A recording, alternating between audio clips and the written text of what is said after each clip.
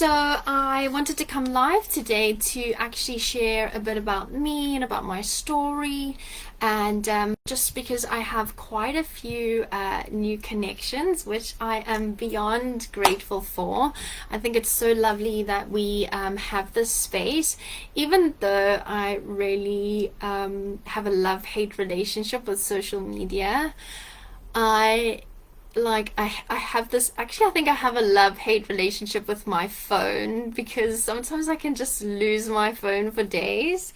And anybody that knows me knows that I take forever to reply, and that's probably not a very good thing to do, considering um, I I need to, be there for people. Um, Although I'm there for that sounds so terrible.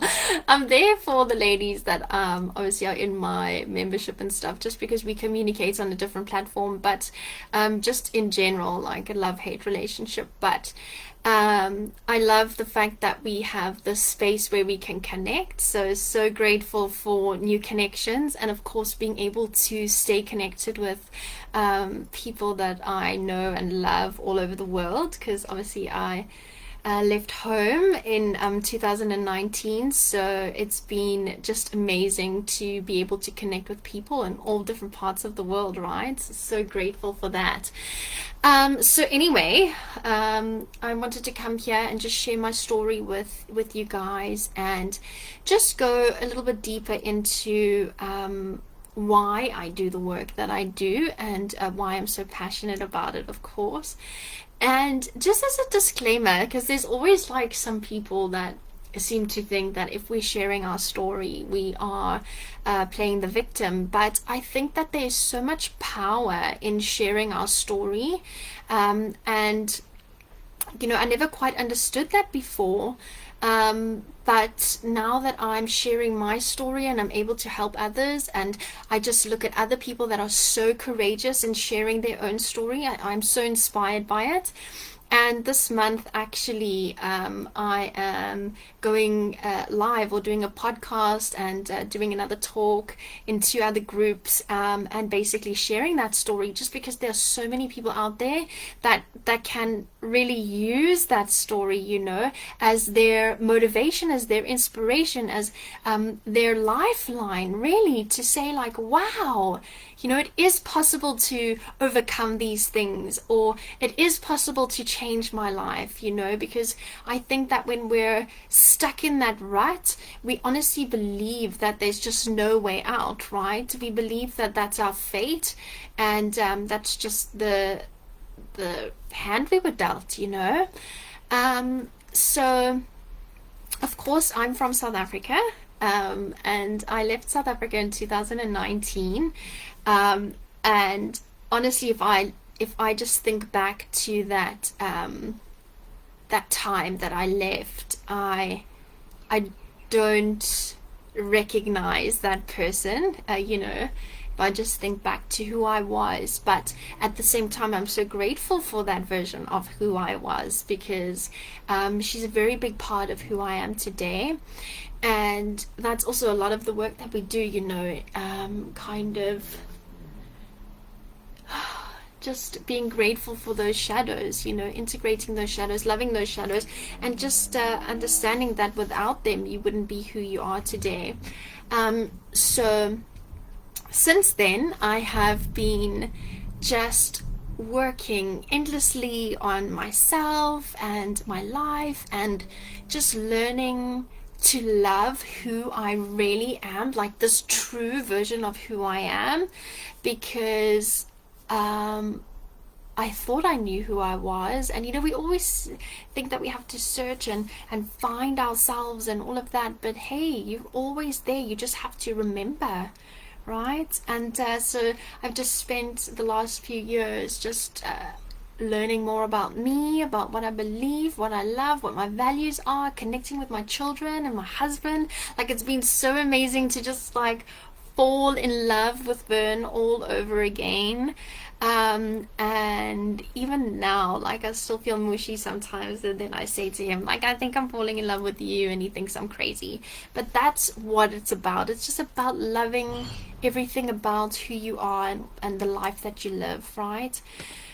But if I really go back in time and I think about who I was before I stepped into this authentic version of myself, and everything that I went through, and just what it did to me in the long run, and just being so blinded by it, because we also live in a world that is created to keep us small and to keep us looking externally, right, for all the validation, and externally for who we are supposed to be rather than internally, right? So I really think that that was such a shitstorm of a life, honestly. Like, I'm sorry for the swear word, but it really was. Like, my life was so chaotic. It's no wonder I was always sick. I was always struggling with my kidneys and all of that sort of stuff. And I remember just before I decided to leave South Africa, I actually ended up in neonatal ICU, and that was probably the worst my kidneys had ever been. And I missed Kai's first day of grade 1.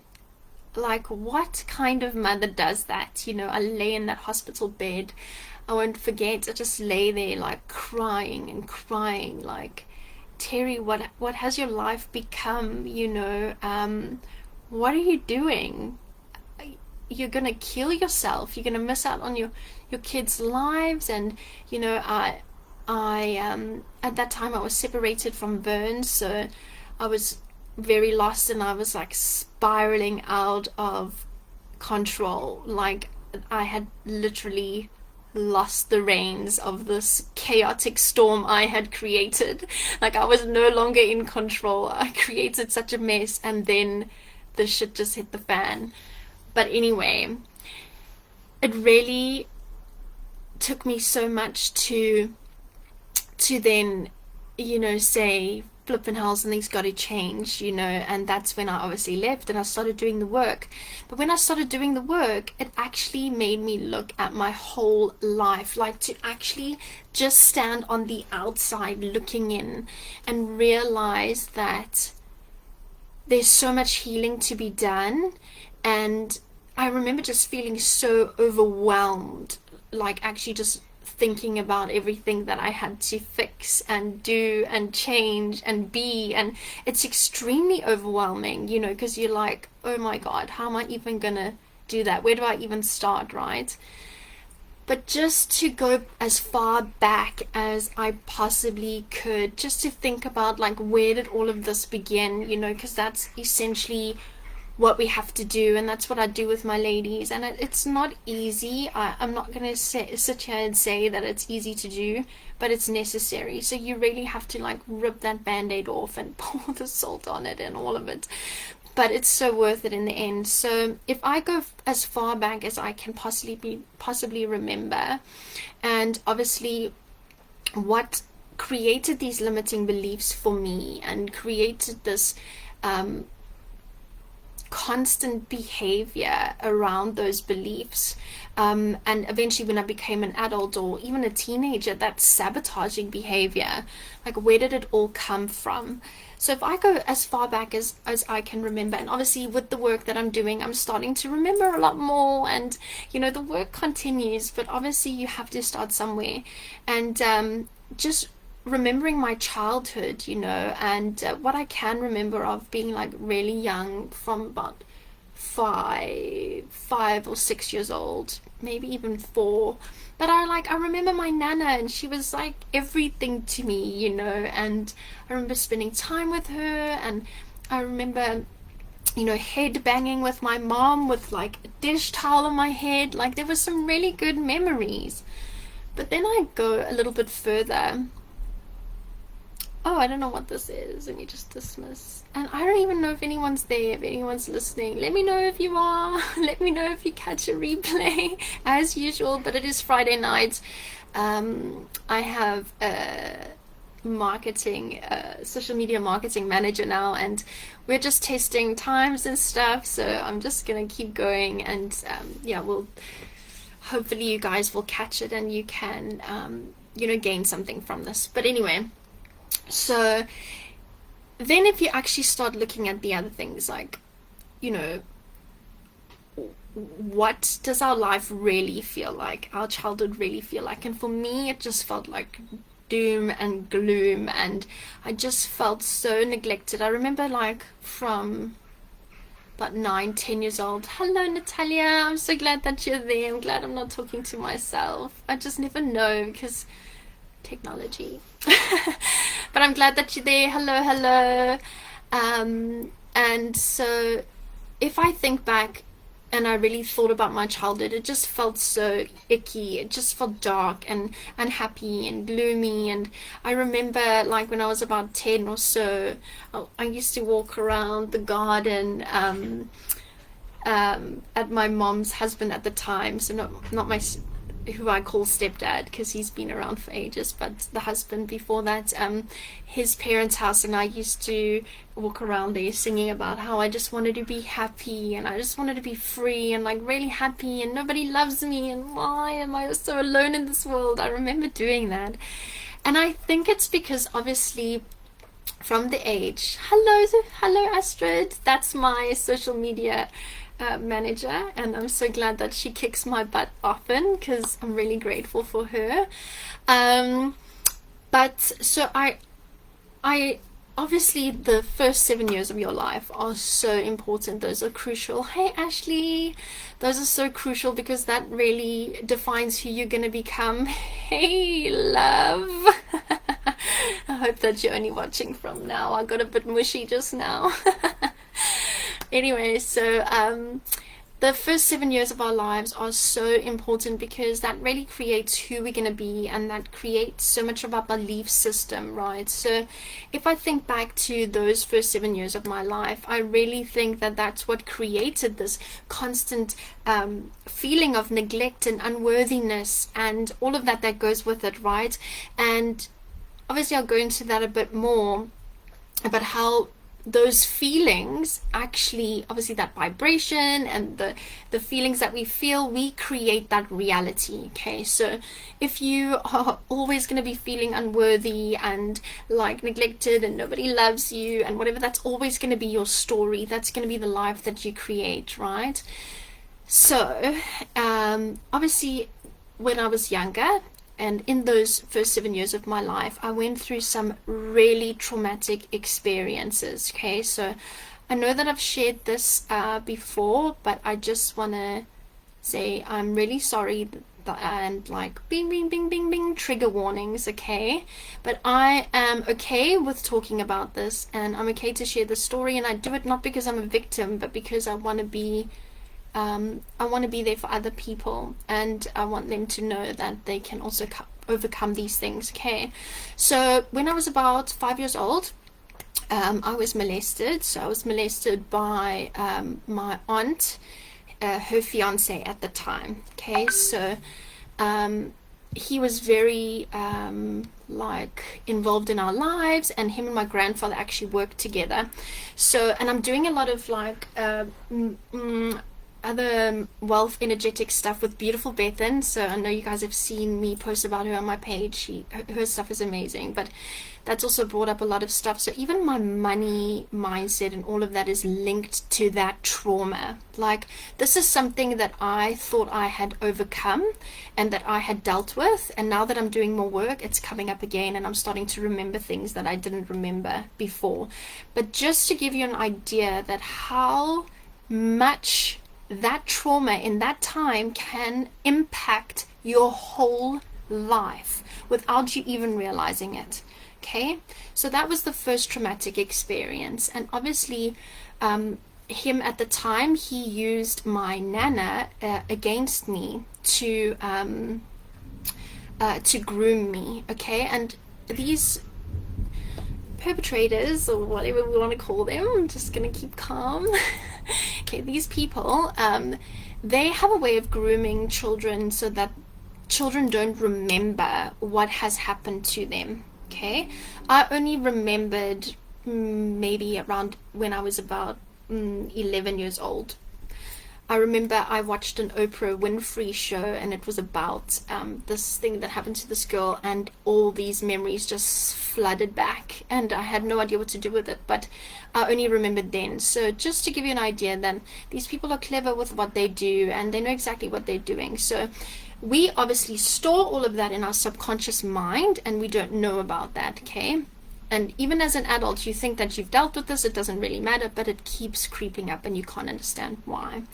Okay, so that was the first traumatic experience. And one of the things that I remember now is I just remember that him and my aunt had like an argument or whatever, and then he kicked us out of his house, and we were sitting on the side of the road, and I just remember sitting with all my teddy bears, and I was just like crying because I couldn't understand why Uncle so-and-so had kicked us out. So you can just imagine like what kind of emotions and beliefs that created within me.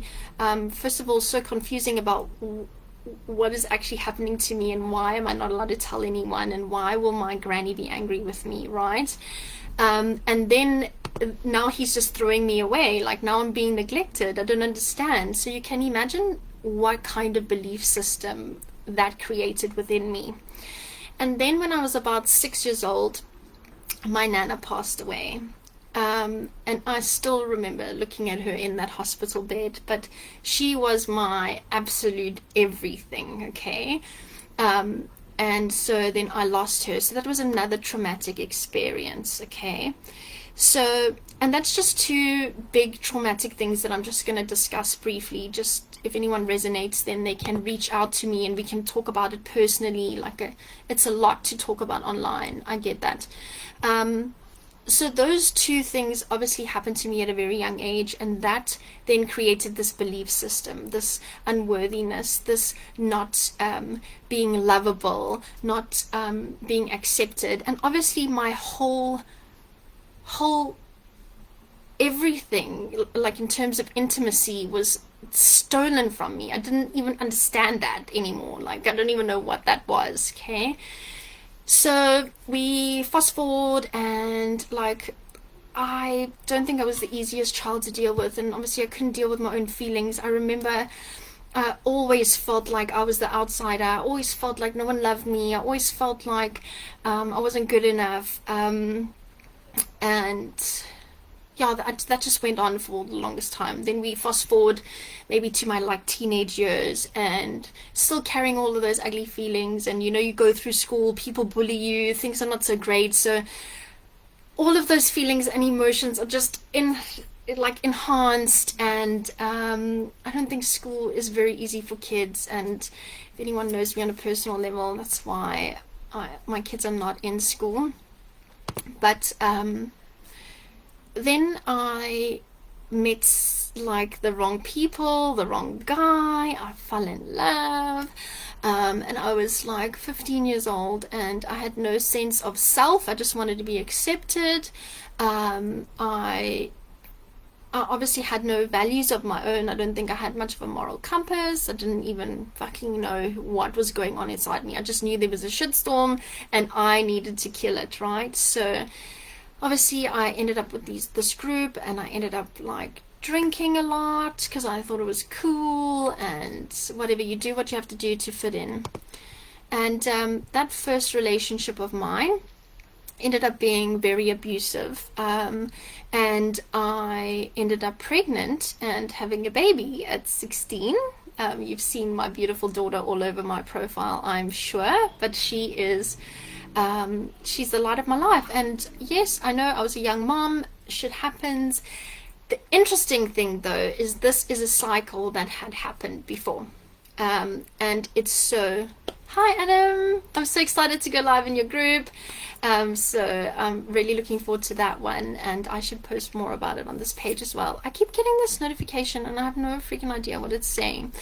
Anyway, so just in terms of generational cycles, right? So how interesting that my mom's mom had my mom at 16, my mom had me at 16, and I had Therese at 16.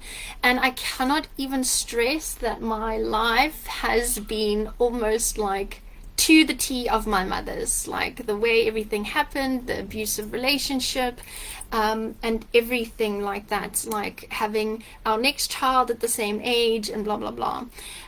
So generational cycles are a real thing, and I'm not going to go into this too much, but again, like I have woo-woo beliefs, as people say woo-woo. They're not really woo-woo, like if you do the research and shit like that, it's not that crazy and it makes total sense. But we are here to break those generational cycles, and although it is so scary for us to do, it's so exciting that we are the ones doing it, and it's so exciting to be on this planet at this time. So that we have to be really grateful for, and we just have to keep finding each other, really, so that we can go through these things together, and that we can break these cycles, and that we can move forward from it.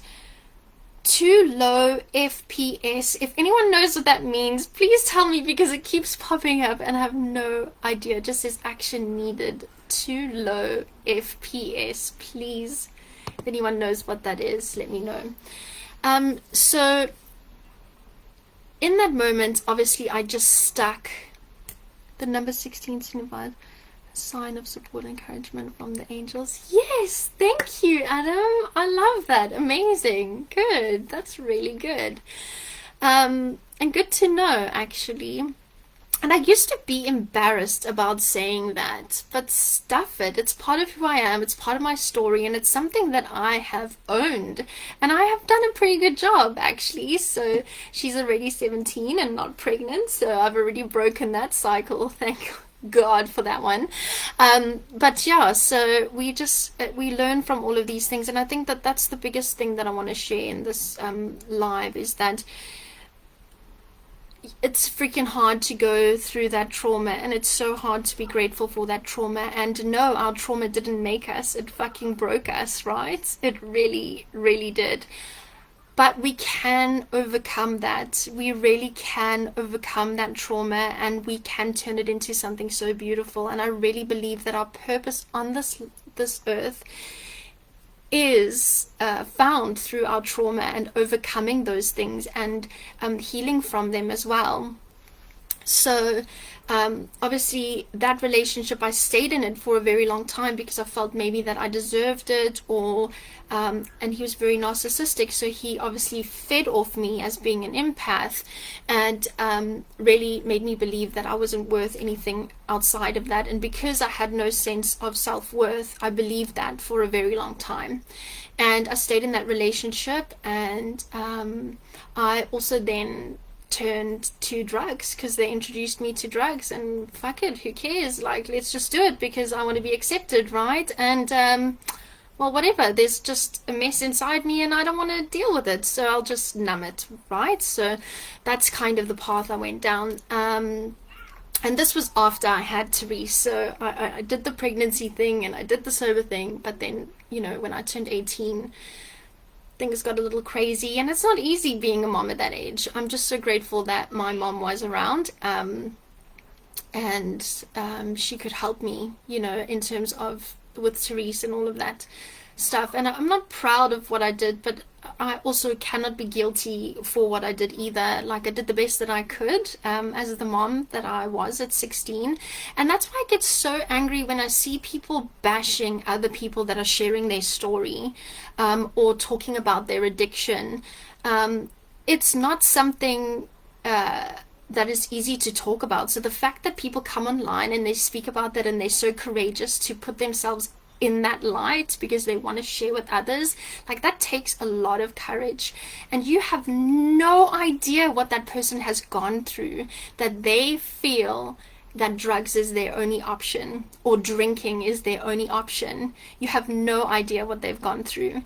And you have no idea what they are numbing inside them, or why they choose to do that so that they can get out of bed every day, or carry on with their lives, or deal with whatever's going on. So I really think that we have to rethink trolling people on the internet, because I think it's disgusting. We should all be standing together and sharing our story, and sharing it freaking loud. And I just want to commend anybody that does that, because it takes courage to do that. And somebody needs to see that, because you never know who you're helping with sharing your story, you know.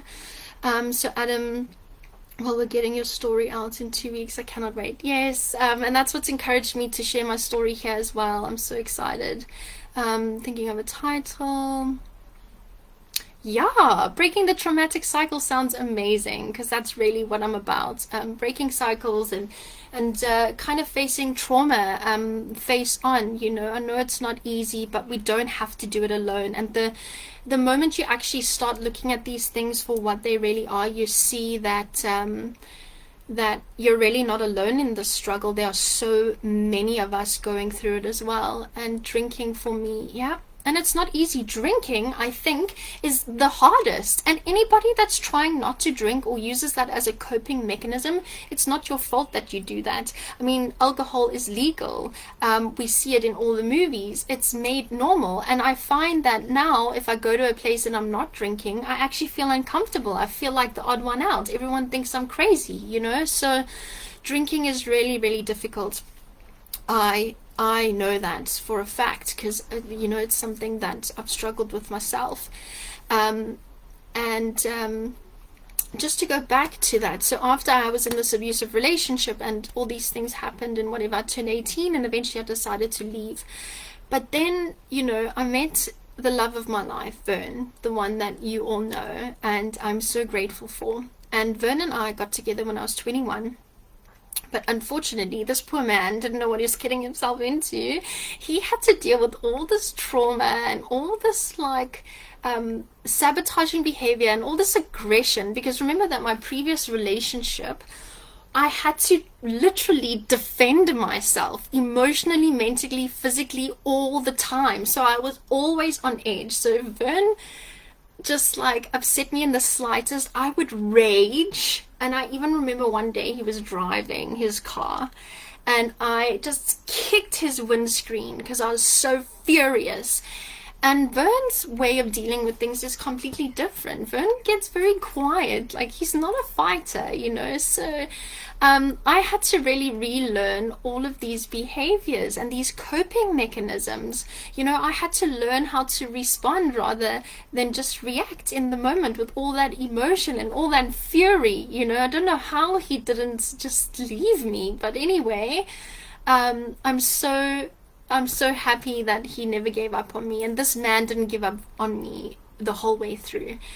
But in our relationship, I still felt like I wasn't worthy of Vern's love. I still felt like it was too good to be true, that this story wasn't mine. And although all I wanted as a little girl was just to be happy, to really, really be happy, and I had that opportunity with Vern, I still went out of my way to prove to myself that I was right. Okay, because this is the belief that I have, that I'm not worthy and that love just doesn't come to me. Okay, so I'm not going to go into all the details, but Vern and I, although we had a really good relationship, we really did, everyone envied us and we were so in love. I just had this shitstorm still burning inside me for the longest time. And I eventually just couldn't deal. And I also had a very stressful job. I was in sales, and I just felt like I couldn't cope anymore. I just felt like I had no identity, that I got married at a young age. I was a mom at a young age. I had no fucking idea who Terry was. I just knew that I was a wife. I knew that I was a mom. I knew that I was a salesperson. I knew that I had to wear all these hats all the time, and I was just done. I didn't want it anymore. And I think that so many people get to that point, because we have to be so many different things all the time. We never get to just be who we need to be and who we want to be, because if we be who we want to be, if we be authentically ourselves, we're strange or we don't fit in or we're not the norm that society puts on us. It's a lot of pressure to be a human being, right? It is so much to be a human being and to just find your peace and find your happiness, right? Because there's so much pressure from all angles. I totally get it. So anyway, I then just decided that that was it. I don't want it anymore. Somebody else can have it, but it's not mine. And I almost said unfortunately. It was unfortunate at the time, and it broke my heart, Vern's heart, everybody's heart, and my children's heart. But Vern and I decided to separate. And in that separation, it was probably the hardest thing that we've ever had to go through. But in that, we grew so much. I honestly had to toughen the fuck up and own my bullshit. I'm sorry that I'm swearing, but whatever, this is me, okay? I swear. I swear, I swear, I swear, I swear. So I had to honestly take radical responsibility for the life I had created, and for my own healing, and for my own new beginning, and for the fact that my children didn't ask to be here, okay? And I don't just get to walk out of their life because I'm tired. And not that I walked out of their life, that sounds terrible, because so many people thought I walked out of their life. But when I decided to leave, it was because I wanted to leave South Africa, and they came with me, okay? But when Vern and I separated, it was because I needed to have every second weekend off. That's how I felt. And I hate to say that because moms don't get to do that, but I had so much going on, and I just hated myself so much that I didn't know how to be what they needed anymore. I didn't know how to be what Vern needed anymore. So anyway, that was a mess of 2 years, but as I say, we grew so much. And I went to Thailand, and my kids came with me, and it was so amazing. It was hard being a single mom of 2, I'm not going to lie, but it was so liberating. We got to live our life, we got to do what we wanted to do, and I really got to just grow and thrive and become an independent woman, because I didn't know how to do that. I was always relying on this external factor to make me feel whole. Okay, I had become so codependent with Vern. Thank you, my love. I had become so codependent that it was actually unhealthy as well. So Vern and I didn't know how to not be together. So I think that our separation was good for both of us, just because we got to grow so much, and I got to bond with my kids on another level. I got to really learn about who they were. And Vern, of course, watched us in the distance, and kind of fell in love with our life. And that's where our new fairy tale began, you know, our new love began. And Vern moved to Thailand, and we then obviously rekindled, we got remarried, and well, we actually never got divorced. So I'm so glad that we didn't have to actually really get married again. We just renewed our vows, and in a more spiritual way, because that's who we became for real. Because in South Africa, I think that we were heading that way, and we kind of went into a scene that we thought was spiritual. You know, we loved the idea of what these people were selling to us. But now that we really are spiritual, we see that it's not really like that. But that's also a story for another day. So, yeah, and now I have learned to recreate my limiting beliefs. Obviously, sometimes I still get a bit insecure, because it's going to take a long time to undo that mess. I mean, I only woke up when I turned 30. I mean, I only got clean and sobered up and whatever at 30. And not to say that I was drugging the whole way through, but it was a mess. It was an absolute mess. And I'm quite proud to say that I have been clean for more than 3 years. Actually, just before I left, so 2019, and that I have actually created this life, and that I'm very proud of this life. And I couldn't have done it if I didn't actually start to heal my trauma, if I didn't actually start to call myself out on that nonsense that I was creating, and just have a look at that self-sabotage, you know, look at it and see, where is it coming from? Why am I behaving this way? Like, what is really triggering me? What's really going on in there? So just becoming so aware of myself and the people I hang around with, and you know, you really are guilty by association. So that's a very important part of the journey, is to really recreate yourself, and that also boils down to your emotions, understanding your emotions that are still there from past incidents or past versions of yourself, or the feelings that you feel today, because it's so important to also understand those. And this is a lot of the work that I do with the ladies that I work with. So just like your sabotaging behaviors, when you're in fear, or when you're feeling unworthy, or you have low self-esteem, we tend to create these scenarios or these stories, and then we live them out because that makes us feel like we're in control, right? And that's also not healthy. And just to look at, reshaping that belief system and those values that you have, and really finding out what really makes you happy, and start living for yourself and not others. Yes, we can be the mom, we can be the wife, we can be the sister, the daughter, all of that. We can do that, but we have to be what we need first. Otherwise, we're not really being those things to our full capacity and giving everybody 100% of ourselves, because there's nothing left to give, actually, unless we're filling our own cup first. I'm just catching up here. Big ups to Vern. Yeah, big up, Vern. I love you, Vern. And actually, big ups to you all. Great stuff. So happy you're all well. Thank you. Our life has absolutely turned around, and it really does begin with healing, man. I can't stress it enough. And just taking radical responsibility for your life and your actions, because remember that if you don't do that, you're hurting the people around you, and they are not the ones that cut you, so why are you bleeding all over them, type of thing.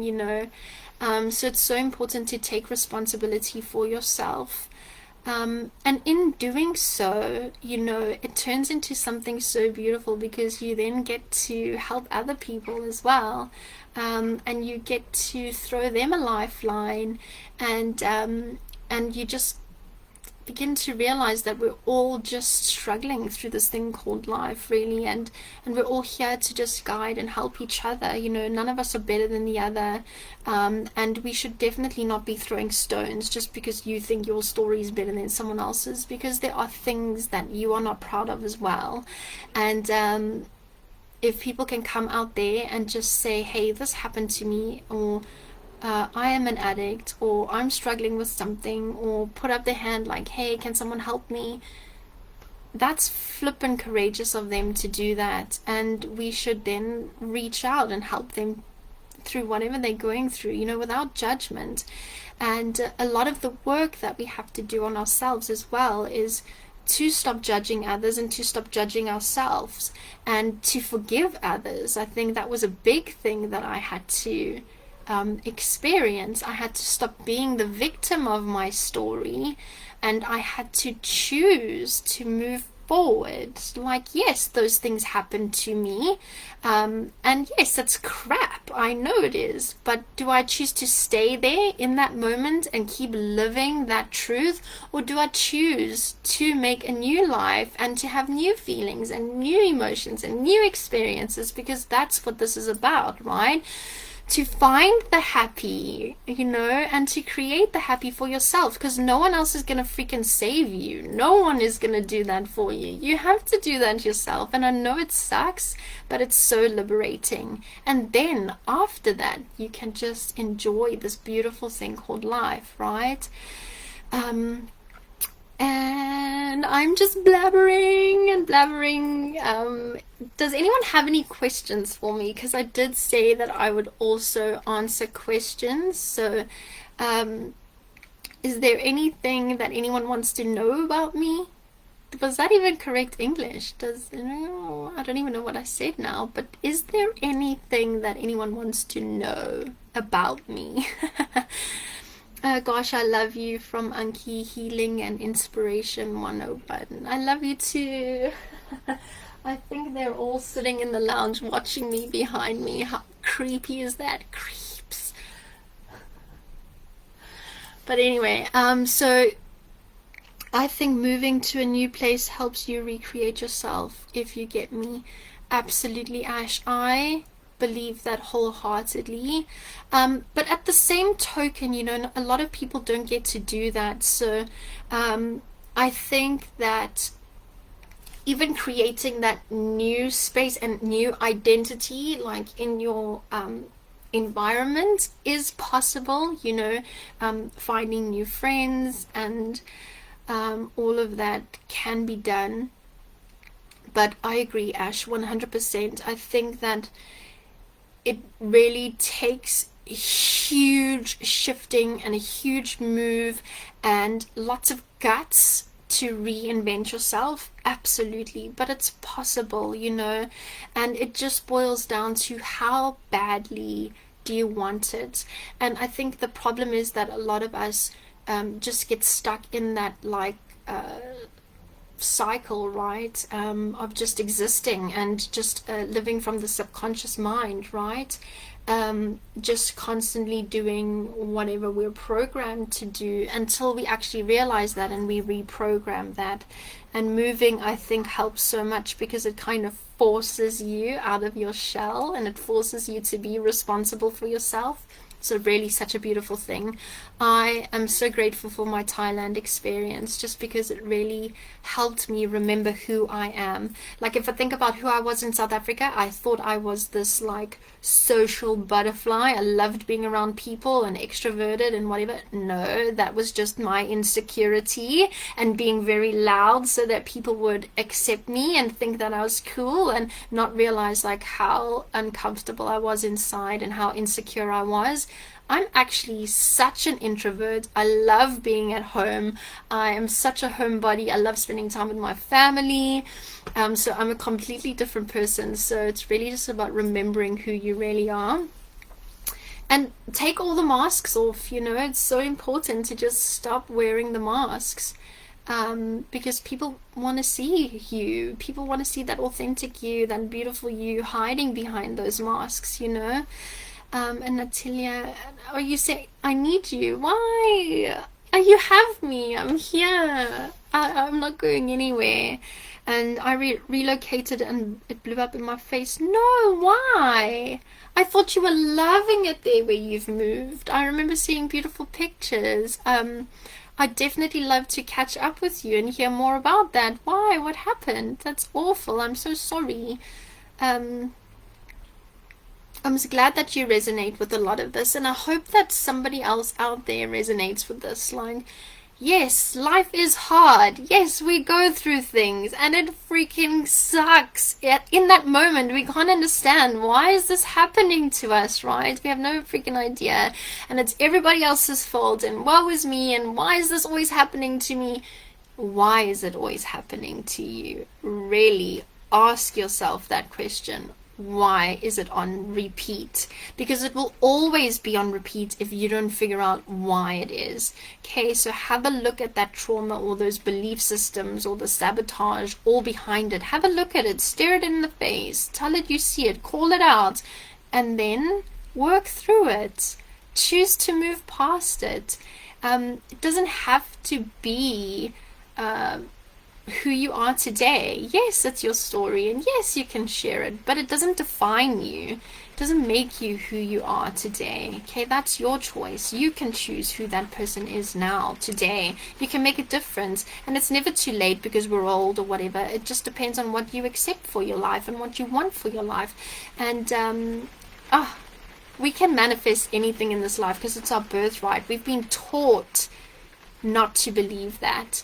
And the moment we can break free of that and we can really just own our destiny, it's liberating. Cannot tell you how liberating it is. And I'm so glad Shouty is KO. Yay to be back. Hi, I'm so glad that you're back. And your little one is so cute. Oh my gosh, just want to eat her up. So that is my story. And although I've shared a lot, I haven't shared it all, but just so that you can get an idea, and that maybe if you resonate with me, please, my inbox is always open. You're welcome to message me anytime. I know that it's so hard sometimes to just exist and to be a mom and to be everything that everyone else needs you to be. And even a man, like, they have huge roles to play. And it's just so exhausting for everyone all around, and I just feel like we should just come together. We should just just be there for each other, and stop bashing each other, because it's just so ugly. It makes my heart so sore. But anyway, that's me. And if there's anything that you want to know about me, please post in the comments. You're free to ask me absolutely anything. I've become an open book, and I'm happy to share my story, because I believe that by doing that we can help so many other people. So hearing that you can create new experiences is a game changer, absolutely. And I am absolute living proof of that. Like, if anybody on my page knows me and they feel like they want to just share something in the comments, they really can. But who I am today is definitely not who I was 4 years ago. And I am so proud of myself for getting this far, and you can be too. Living in the past trauma and pain is exhausting. Absolutely, it is so exhausting. And we really need to learn how to move past that and how to heal that, and you don't have to do it alone. Okay, so thank you all so much for joining my live. I love you all so much. And husband, I love you. Thank you very much. And sister, thank you for kicking my butt and making me do this, because it was amazing. I feel great, and I'm so glad that you all got something out of this. Absolute living truth. Followed your journey since you left, and thank you for following my journey. And I'm gonna pop you a message now. I want to know what's happening. Okay, love you guys. Bye.